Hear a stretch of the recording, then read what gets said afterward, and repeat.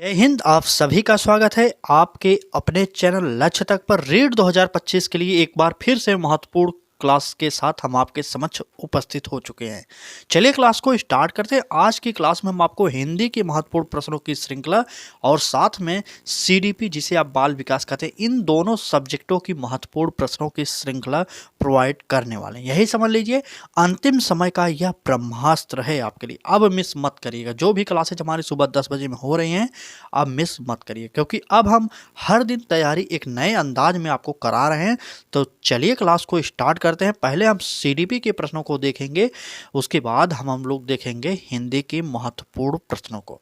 जो लोग क्लास पर पहुंच गए उनसे खास करके निवेदन है कि पूरी क्लास जरूर देख लीजिए, क्योंकि अब आपके लिए यह ब्रह्मास्त्र क्लासेज हमारे द्वारा कराई जा रही है। चलिए पहले प्रश्न को हाईलाइट के तौर पर देख लेंगे, 2-4 प्रश्न, उसके बाद समझ जाइए आप किस प्रकार के प्रश्न आपसे पूछेंगे गए हैं आज के इस प्रैक्टिस सेट में। चलिए पहले प्रश्न की बात करते हैं। कहा जा रहा है बाल मनोविज्ञान जानने वाले शिक्षक अपने विद्यार्थियों में क्या गुण विकसित करें। आपसे यह पूछा जा रहा है बाल्यावस्था को जीवन का अनोखा काल कहा जाता है, क्यों कहा जाता है बाल्यकाल को जीवन का अनोखा काल, आपसे यह पूछा जा रहा है। अगला प्रश्न होगा हमारा, बालक में सृजनात्मकता विकसित होती है किस में विकसित होती है, आपसे यह पूछा गया। बालक में स्वतंत्रता की आकांक्षा किस अवस्था में प्रबल हो जाती है, आपसे ये पूछा गया। तो चलिए क्लास को स्टार्ट कर देते हैं। इस प्रकार के प्रश्नों की श्रृंखला, बहुत ज़्यादा प्रश्नों की श्रृंखला आज हम आपके समक्ष रखने वाले हैं। पहले हम सीडीपी के महत्वपूर्ण प्रश्नों को देखेंगे, उसके बाद हम लोग हिंदी के प्रश्नों को भी देखेंगे। तो चलिए पहले प्रश्न पर चलते हैं। खास करके उन लोगों से निवेदन करेंगे जो लोग हमारे साथ बहुत पहले से जुड़े हैं, वो पूरी क्लास को जरूर देखें, ठीक है। पहले प्रश्न को देखिए। कहा जा रहा है बाल मनोविज्ञान जानने वाले शिक्षक अपने विद्यार्थियों में क्या गुण विकसित करें। ए ऑप्शन सीखने के प्रति रुचि, बी ऑप्शन भाषा का ज्ञान, सी ऑप्शन ए और बी, और डी ऑप्शन इनमें से कोई नहीं। चलिए बताइए तो कौन सा उत्तर सही होने वाला है।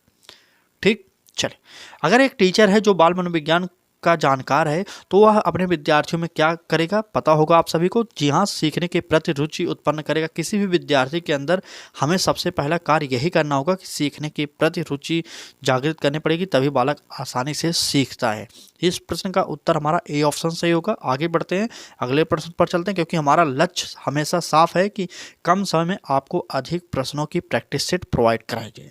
चलिए अब बात करते हैं इस प्रश्न की। कहा जा रहा है बाल्यावस्था को जीवन का अनोखा काल कहा जाता है, क्योंकि और यहाँ से भी एक प्रश्न बनता है, आपसे पूछ सकता है पेपर में कि बाल्यावस्था को जीवन का अनोखा काल किसने कहा था। तो वो थे कोल एवं ब्रूस। कोल एवं ब्रूस ने कहा था बाल्यावस्था को जीवन का अनोखा काल। आपको याद करना चाहिए, इनकी परिभाषा बहुत महत्वपूर्ण है।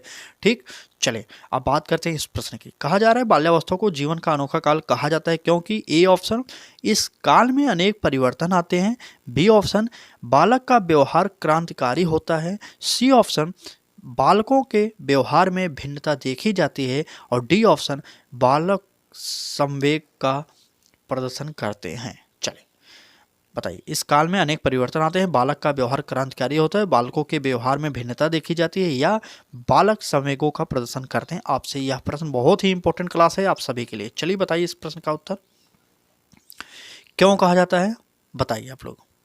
तो बिल्कुल हमारा उत्तर जो होगा ए ऑप्शन सही हो जाएगा। इस काल में अनेक परिवर्तन आते हैं। आपको पता होगा कि बाल्यावस्था में जीवन का अनोखा काल कहा जाता है, इसलिए हमारे शरीर में कई परिवर्तन आते हैं, तो इसलिए हमें ए ऑप्शन सही करना पड़ेगा। यहाँ पर इस चारों ऑप्शनों में सबसे बेस्ट आंसर जो निकलेगा ए ऑप्शन होगा। बात करते हैं अगले प्रश्न की। चलिए नेक्स्ट प्रश्न पर चलते हैं। कहा जा रहा है बालक में सृजनात्मकता विकसित होती है, कैसे होती है। ए ऑप्शन कला एवं नृत्य से, बी ऑप्शन खेलों से, सी ऑप्शन अभिनय तथा बेकार की वस्तुओं से उपयोगी सामान बनाना, डी ऑप्शन इनमें से कोई नहीं। चलिए बताइए सृजनात्मकता कैसे विकसित होगी। तो इसमें हमारा उत्तर जो होगा बिल्कुल डी ऑप्शन हमारा सही होगा, इनमें से कोई नहीं। ठीक है, चलिए आगे बढ़ते हैं और अगले प्रश्न को देखते हैं, क्योंकि हम चाहते हैं कि आपका समय बहुत कम लगे और यह प्रैक्टिस सेट आप हल कर लें हमारे साथ, क्योंकि अंतिम समय का ब्रह्मास्त्र सीरीज है आपके लिए।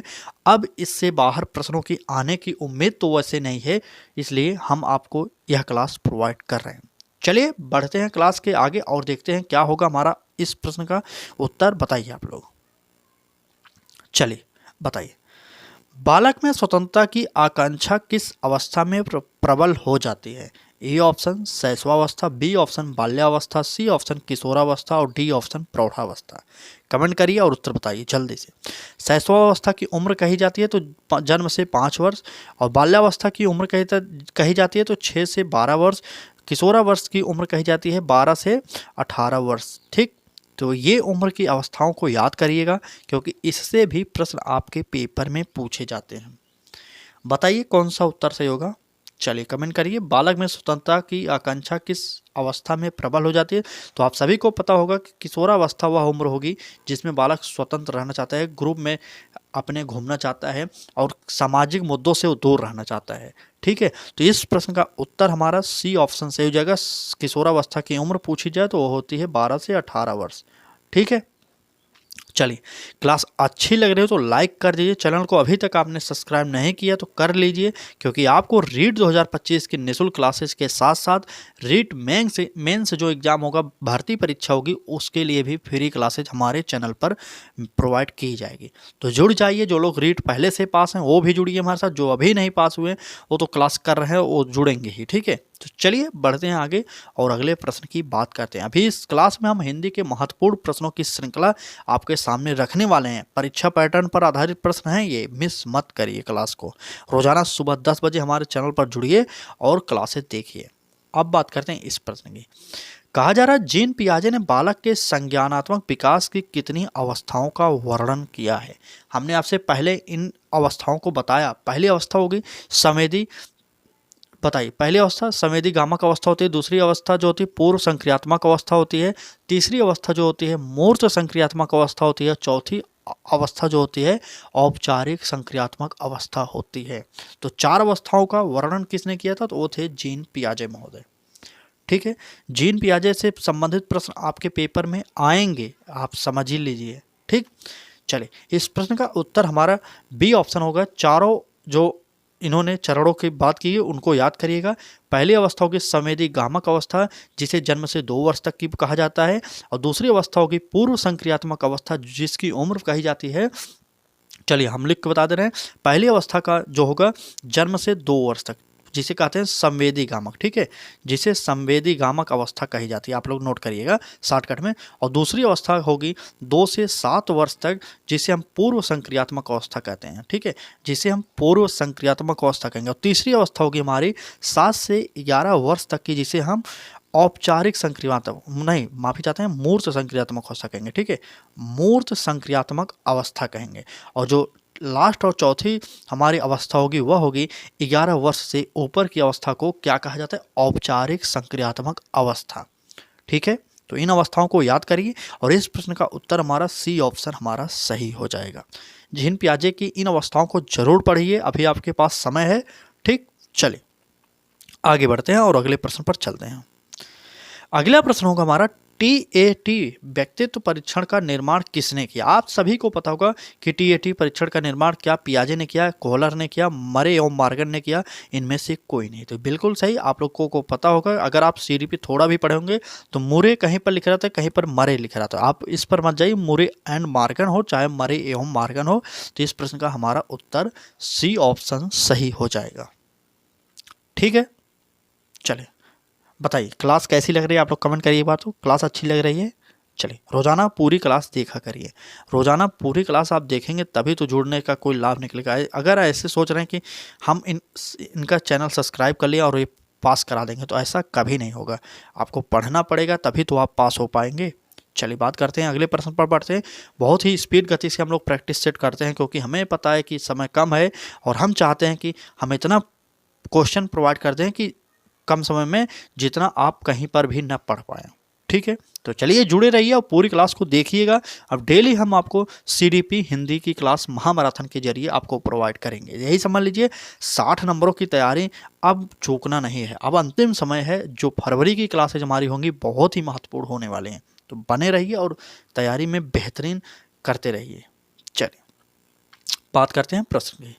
कहा जा रहा है बुद्धि के द्विकारक सिद्धांत। देखिए बुद्धि का द्विकारक सिद्धांत का प्रतिपादन किसने किया था?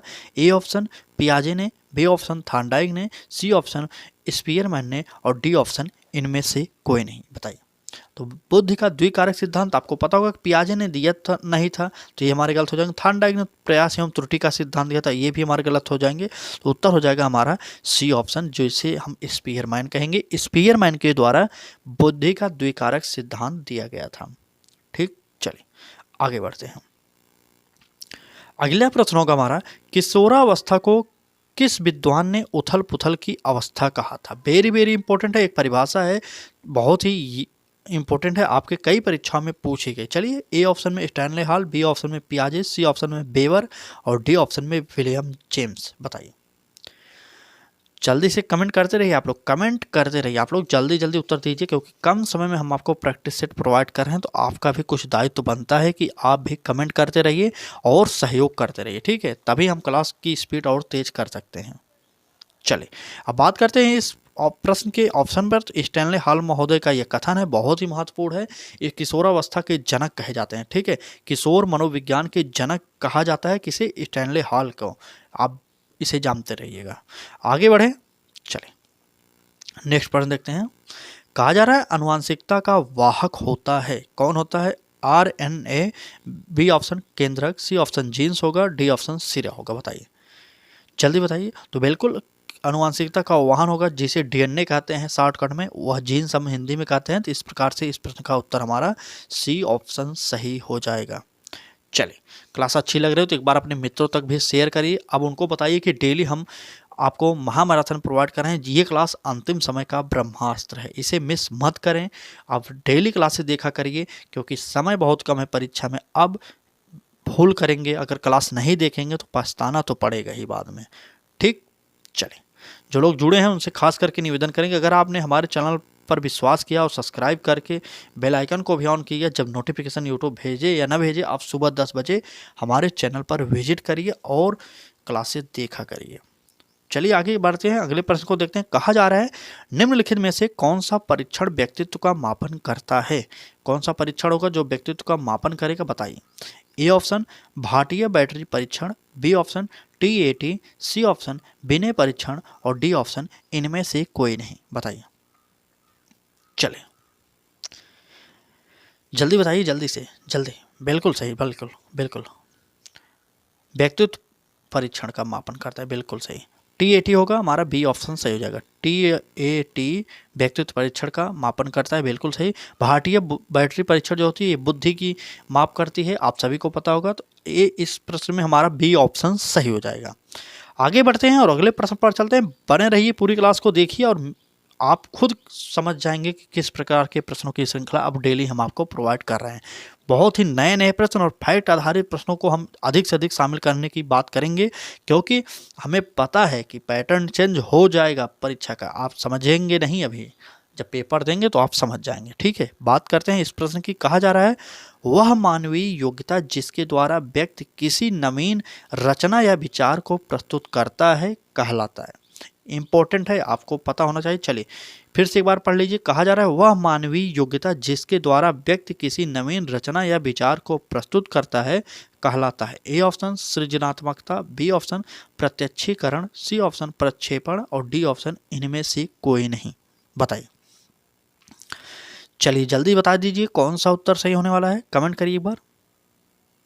चलिए, बिल्कुल सही, बिल्कुल नवीन रचना या अच्छे विचार को, जहाँ पर विचार की उत्पत्ति होती है अच्छे विचार। देखिए नवीन विचार, तो हमारा ए ऑप्शन सृजनात्मकता के अंतर्गत ये सभी बात की जाती है। इस प्रश्न का उत्तर हमारा जो होगा ए ऑप्शन सही हो जाएगा। चलिए, अभी हम यहाँ तक पहुँचे हैं। आपसे हम एक निवेदन करेंगे कि पूरी क्लास देखिए ज़रूर। ठीक है, CDP के बाद हम इसी क्लास में हम आपको हिंदी कराने वाले हैं, भूलिएगा मत। यह मत सोचिएगा कि वैसे भाग जाएं, अभी आप हिंदी के महत्वपूर्ण प्रश्नों की श्रृंखला भी देखने वाले हैं। चलिए, आज के CDP का लगता है आखिरी प्रश्न। चलिए इसके बाद हिंदी के प्रश्नों को देखेंगे। कहा जा रहा है अभ्यास और अनुभव के द्वारा व्यवहार में होने वाला परिवर्तन कहलाता है। क्या कहलाएगा?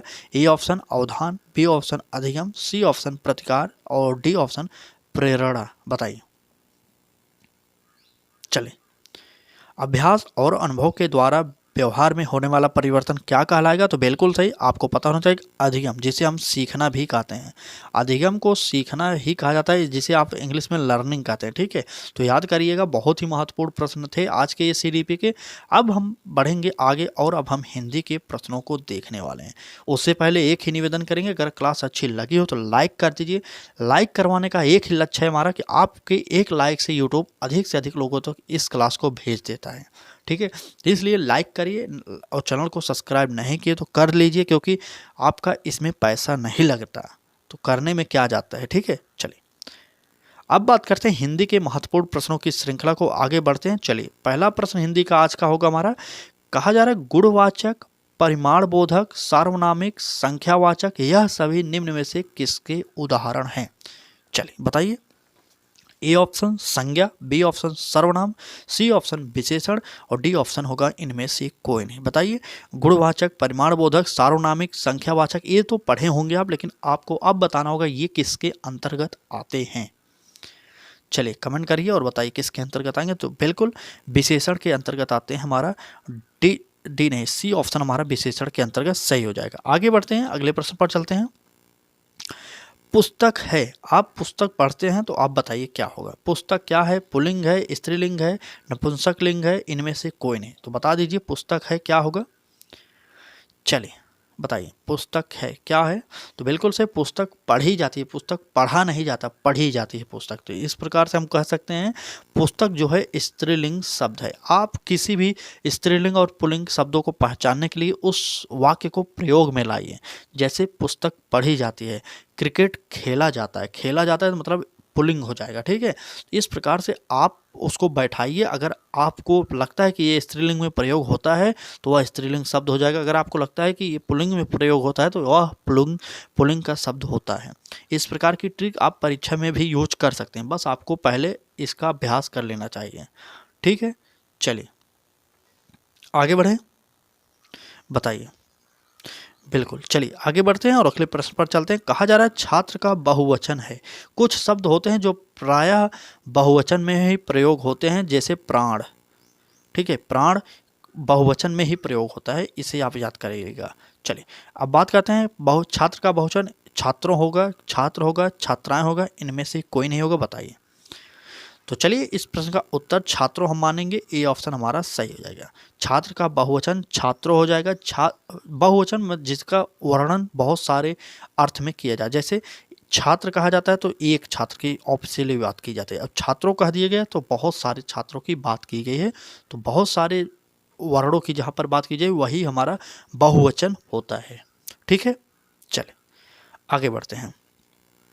देखिए हिंदी के भी हम बहुत महत्वपूर्ण प्रश्नों की श्रृंखला आपको प्रोवाइड कर रहे हैं। डेली हम आपके लिए कुछ ना कुछ नया करने की कोशिश करें। बाकी आपको ये हमारा प्रयास कैसा लग रहा है कमेंट करके ज़रूर बताइएगा, क्योंकि अगर आपको अच्छा लग रहा है तो मतलब हमारा प्रयास सफल हो रहा है। ठीक है, चलिए अब बात करते हैं इस प्रश्न की। कहा जा रहा है जनतंत्र शब्द निम्नांकित में से किस समास प्रकार के अंतर्गत आता है? जनतंत्र की बात की गई, किसके समास के अंतर्गत आएगा? ए ऑप्शन संप्रदान तत्पुरुष समास, बी ऑप्शन कर्म तत्पुरुष समास और सी ऑप्शन संबंध तत्पुरुष समास और डी ऑप्शन करण तत्पुरुष समास। बताइए, चलिए जल्दी बताइए। ठीक, जल्दी करिए। जनतंत्र शब्द में किस समास के अंतर्गत आएगा जनतंत्र शब्द? बिल्कुल सही, हमारा आ जाएगा जनतंत्र, जनता का शासन। जनता का शासन हो जाएगा तो हमारा आएगा किस में? बताइए। बिल्कुल, चलिए संबंध तत्पुरुष समास होगा, बी ऑप्शन हमारा सही हो जाएगा। का की के री जहाँ पर आए ये संबंध के उल्लेख करते हैं। चलिए सी ऑप्शन हमारा सही होने वाला है। आगे बढ़ते हैं और अगले प्रश्न पर चलते हैं। पशुता शब्द उदाहरण है, वेरी वेरी इंपॉर्टेंट है यह।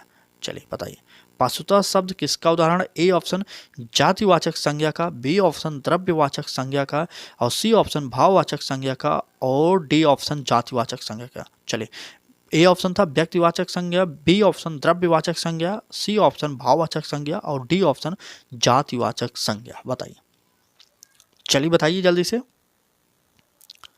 चलिए बिल्कुल बताइए, पशुता शब्द किसके अंतर्गत आएगा? तो बिल्कुल भाववाचक संज्ञा के अंतर्गत आता है। सी ऑप्शन हमारा सही हो जाएगा। सी ऑप्शन पशुता शब्द जो होता है भाववाचक संज्ञा के अंतर्गत आएगा। इस प्रश्न का उत्तर हमारा सी ऑप्शन सही हो जाएगा। चलिए बात करते हैं अगले प्रश्न की। अब कुछ प्रश्न और बचे हैं, आपसे एक ही निवेदन करेंगे, पूरी क्लास को जरूर देख लीजिए क्योंकि इससे परीक्षा में आपके प्रश्न आने की प्रबल संभावना है। ठीक है, मिस मत करिएगा। आप कुछ भी पढ़ रहे हैं पढ़िए, लेकिन दिन में आप चाहे जब इस समय निकालिए और इस क्लास को जरूर देखा करिए हमारे चैनल पर, क्योंकि अगर आपने हमारे चैनल को सब्सक्राइब किया तो क्लास देखने से ही लाभ होगा। ठीक है, ऐसा नहीं हो सकता कि सिर्फ सब्सक्राइब करिए और लाभ हो जाए, ऐसा नहीं होगा। ठीक, चले, आप सुबह 10 बजे ना देख पाए तो चाहे जब देखिए, रात को 12 बजे देखिए, 1 बजे देखिए, चाहे जब देखिए, दिन में देखिए, लेकिन देखिए जरूर। हम बस इतना कहना चाहते हैं। अब बात करते हैं अगले प्रश्न की। कहा जा रहा है मैं अपना सिर को जाता हूँ, कैसे, माफ़ी चाहते हैं, इस प्रश्न की थोड़ी सी त्रुटि हो गई। चलिए, मैं अपना सिर खुजाता हूँ हो जाएगा। चलिए बात करते हैं इस प्रश्न की, छोड़िए, इसको छोड़ देते हैं। चलिए, मिसप्रिंट हो गया, आगे बढ़ते हैं, अगले प्रश्न को देखते हैं। कहा जा रहा है मेरा कुत्ता काला है, इस वाक्य में काला शब्द है। मेरा कुत्ता काला है, इस वाक्य में काला शब्द क्या होगा? ए ऑप्शन सर्वनाम होगा, बी ऑप्शन संज्ञा होगा, सी ऑप्शन विशेषण होगा और डी ऑप्शन क्रिया होगा। बताइए, जब काला की बात स्पेशली की गई तो वह हमारा विशेषण होता है। जहाँ पर स्पेशली शब्दों का यूज किया जाए वह हमेशा हमारा विशेषण शब्द ही होता है। ठीक है, चलिए, इस प्रश्न का उत्तर हमारा सी ऑप्शन सही हो जाएगा। चलिए, हम पहले प्रश्न की ये जो गलती हुई थी हम आपको बता दें, अगर आप कहें तो मैं अपना सिर खुजाता हूँ हो जाएगा। ठीक है, मैं अपना सिर यहाँ पर खुजाता हूँ लिख लीजिए। ठीक, चलिए, खुजाता हूँ। ठीक, खुजाता हूँ तो यहाँ आपसे पूछा जा रहा है कौन सी क्रिया होगी, तो बिल्कुल यह हमारे सकर्मक क्रिया होगी, आप लिख लीजिएगा। ठीक, मैं अपना सिर खुजाता हूँ पूछा जाए तो कौन सी क्रिया, तो वह हो जाएगी सकर्मक क्रिया। बी ऑप्शन हमारा सही हो जाएगा। ठीक, चलिए, आप नोट करिएगा, यहाँ पर मिसप्रिंट हो गया था इसलिए मैंने इस प्रश्न को छोड़ दिया, लेकिन आपके लिए मैं वह भी बता दिया। ठीक है, चलिए, अगर पूछा जाए मैं अपना सिर खुजाता हूँ तो वह सकर्मक क्रिया हो जाएगा। आगे बढ़ते हैं, बात करते हैं इस प्रश्न की, मैंने कर लिया है इस प्रश्न की बात। चलिए, इस प्रश्न की बात करते हैं। कहा जा रहा है कि संज्ञा का वह रूप जिसे क्रिया के आधार का बोध होता है वह कहलाता है। ठीक है, क्या कहलाएगा? संज्ञा का वह रूप जिससे क्रिया के आधार का बोध होता है वह क्या कहलाएगा? ए ऑप्शन करण कारक, बी ऑप्शन संबंध कारक, सी ऑप्शन संप्रदान कारक और डी ऑप्शन अधिकरण कारक। बताइए, चलिए जल्दी बताइए। संज्ञा का वह रूप जिससे क्रिया के आधार का बोध होता है क्या कहलाएगा? करण कारक, संप्रदान कारक, संप्रदान कारक, चलिए बताइए, संबंध कारक, अधिकरण कारक, इन सभी में बताइए जल्दी। बिल्कुल सही। चलिए, हमारा डी ऑप्शन इस प्रश्न का सही होगा, डी ऑप्शन। चलिए, डी ऑप्शन सही करिए, डी ऑप्शन। अधिकरण कारक इस प्रश्न का हमारा उत्तर सही होगा। चलिए, आज की इस क्लास में बस इतने ही प्रश्न थे। क्लास कैसी लगी कमेंट करके ज़रूर बताना। अगर आप तक आपने हमारे चैनल पर विजिट नहीं किया तो एक बार विजिट करिए, और अभी तक आपने हमारे चैनल को सब्सक्राइब नहीं किया तो कर लीजिए, और बेल आइकन को भी ऑन करिए क्योंकि फ्री क्लासेज रीड की प्रोवाइड कर रहे हैं डेली सुबह 10 बजे में। और साथ साथ हम आपको एक बात और बताना चाहते हैं, जैसे ही रीड की क्लास स्टार्ट हुई थी जब, उसके बाद अब आपको पता होगा एग्ज़ाम की डेट बहुत करीब है। एग्ज़ाम की डेट समाप्त होते ही तुरंत हम आपके लिए भर्ती परीक्षा की तैयारी करवाएंगे। रीट के लिए जो मेंस एग्ज़ाम होती है उसकी तैयारी कराएंगे। ठीक है, तो बने रहिए हमारे साथ, जुड़े रहिए। जैसे ही नोटिफिकेशन जारी होगा हम आपको फ्री क्लासेज रीट की प्रोवाइड करेंगे, मेंस एग्ज़ाम की होगी, भर्ती की जो। ठीक, चलिए, तब तक चैनल को सब्सक्राइब करिए और बेल आइकन को भी ऑन करिए जिससे आपको नोटिफिकेशन मिलता रहे, और क्लासेस को शेयर जरूर करिएगा अपने मित्रों तक, और लाइक भी कर दीजिए। चलिए, आज की क्लास में बस इतना ही। कल फिर सुबह 10 बजे में मिलेंगे एक ब्रह्मास्त्र क्लास के साथ। धन्यवाद।